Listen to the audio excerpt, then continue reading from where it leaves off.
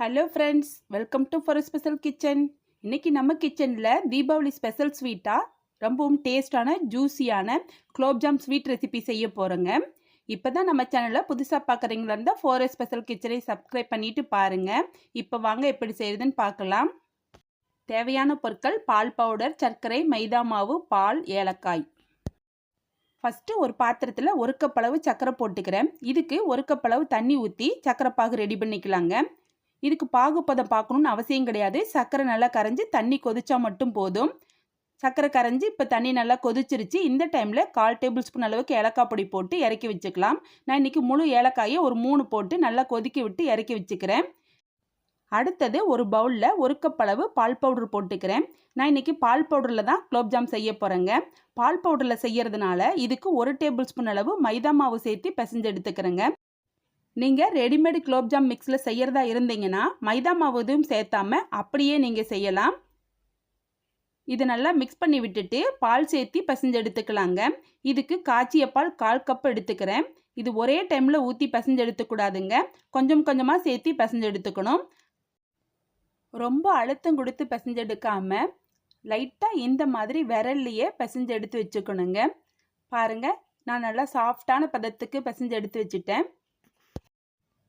இப்போ உங்களுக்கு குலோப்ஜாம் என்ன சைஸில் வேணும்னு நினைக்கிறீங்களோ அந்த சைஸில் சின்ன சின்ன உருண்டைகளாக செஞ்சு வச்சுக்குங்க. குலோப்ஜாம் செய்யறதுக்கு முக்கியமான டிப்ஸே விரிசல் இல்லாமல் உருட்டி எடுத்துக்கணும். சரியான அளவில் பால் ஊற்றி பிசைஞ்சு எடுத்துக்கணுங்க. அப்போ தான் உங்களுக்கு சரியான பக்குவத்தில் குலோப்ஜாம் செய்ய முடியும். பாருங்கள், இந்த மாதிரி விரிசல் இல்லாமல் உருட்டி எடுத்து வச்சுக்குங்க.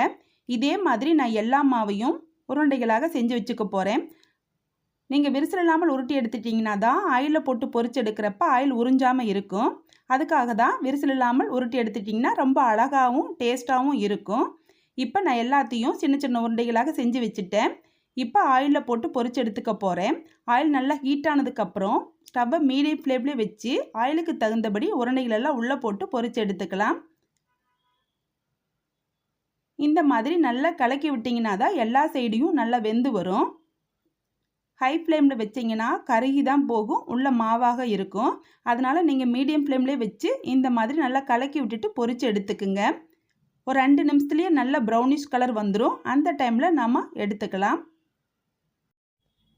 இப்போ எல்லாமே ப்ரௌன் கலர் வந்துருச்சு. இதை எல்லாத்தையும் எடுத்துக்கலாம். இதை எடுத்த உடனே நம்ம ஏற்கனவே ரெடி பண்ணி வச்சுருக்கிற சர்க்கரை பாகில் போட்டு ஊற வச்சுக்கணுங்க. சர்க்கரை பாகு ஆறி இருந்துச்சுன்னா லைட்டாக ஹீட் பண்ணிவிட்டு அப்புறமா நம்ம பாகில் போட்டு ஊற வச்சுக்கணும். அப்போ தான் நல்லா குலோப்ஜாம் ஊறி நல்லா டேஸ்ட்டாக வரும். இதே மாதிரி நான் எல்லாம் செஞ்சு வச்ச உருண்டைகளும் ஆயிலில் போட்டு பொரிச்சு எடுத்துக்க போகிறேன். நீங்கள் ரெடிமேடு குலோப்ஜாம் மிக்ஸில் செய்கிற மாதிரி இருந்துச்சுன்னா இதே மெத்தட்லேயே செய்யுங்க. ஆனால் மைதா மாவு மட்டும் சேர்த்து பிசையாமல் குலோப்ஜாம் மிக்ஸ் மாவுலேயே செஞ்சு பாருங்கள், நல்லாவே டேஸ்ட்டாக இருக்கும். இந்த மாதிரி எல்லாத்தையும் பொரிச்சதுக்கப்புறம் சர்க்கரை பாகில் போட்டு ஊற வச்சுக்கணும். சர்க்கரை பாகு லைட்டாக சூடாக இருக்கணுங்க. அப்போ தான் நம்ம பொரிச்சு போட்ட குலோப்ஜாம் எல்லாம் நல்லா ஊறி டேஸ்ட்டாக இருக்கும். இதை நம்ம உடனே எடுத்து சாப்பிட்டிங்கன்னா டேஸ்ட்டு குறைவாக தான் இருக்கும். குறைஞ்சது ஒரு 2 மணி நேரமாவது ஊற வச்சு சாப்பிட்டிங்கன்னா தான் குலோப்ஜாம் நல்லாவே டேஸ்ட்டாக ஜூஸியாகவும் இருக்கும்.